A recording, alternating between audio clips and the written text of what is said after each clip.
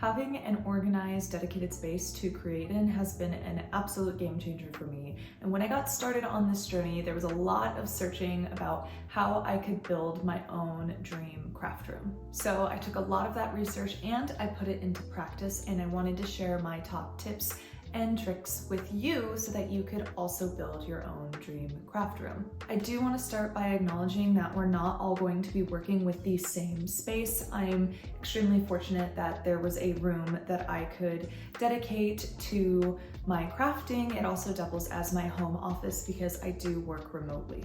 But with that being said, I do think I have some tips that can translate into any space, whether it's shared, whether it's out of your kitchen, whether it's out of your garage. I feel like there are some tips that are universal that could apply to any craft and any space that you are working in.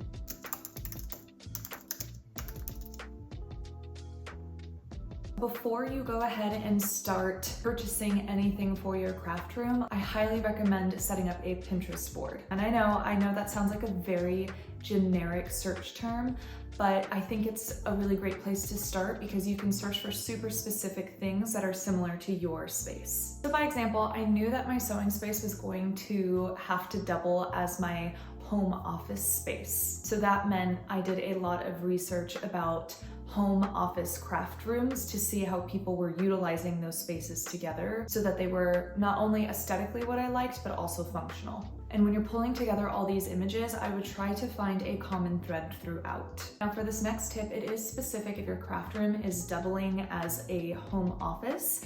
And I cannot take credit for this. Friend Jamie came over. She likes to call herself the office whisperer. She specializes in interior design while using principles of feng shui to best utilize your space. And the first thing she did in my sewing space home office was take my desk off of the wall. Now, it's natural for us who are not experienced in interior design to walk into a space and automatically push everything against the perimeter of the room. So the first thing that Jamie did was she came in and she rotated my desk off the wall, which may sound like such a small, tiny detail, but it has made such a big difference for my working enjoyment of this space. So now when I'm working, I'm looking out at my room and not at a wall. And to be honest, I just love being able to sit and look toward the window where the natural light is, towards my sewing machines, and just kind of have a different feel when I'm in here working on non-sewing projects.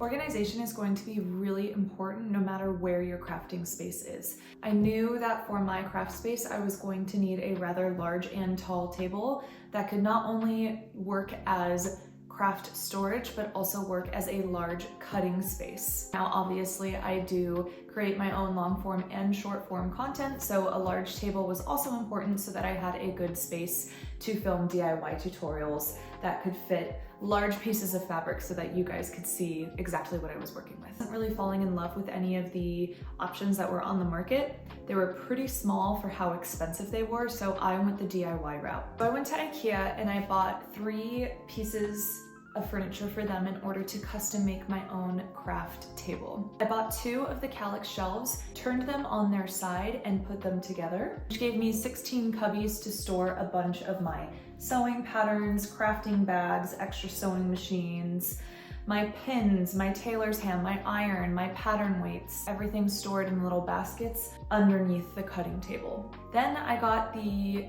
Strask countertop. I think that's how you say it. I'm not really sure, to be quite honest.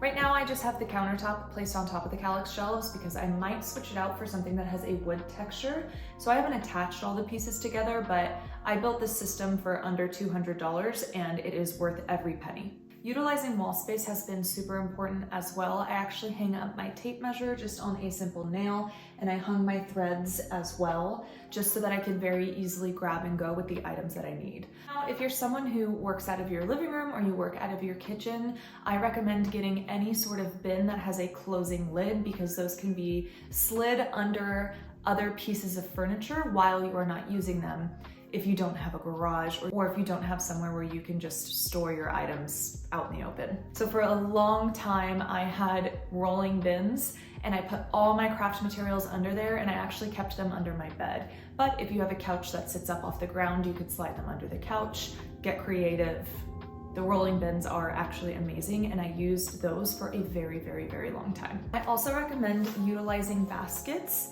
They're cute, they add texture to your space, and they're also super functional. You can of course buy these brand new, but I highly recommend checking out your local thrift store because people get rid of stuff like this all the time. I also really like these baskets from IKEA.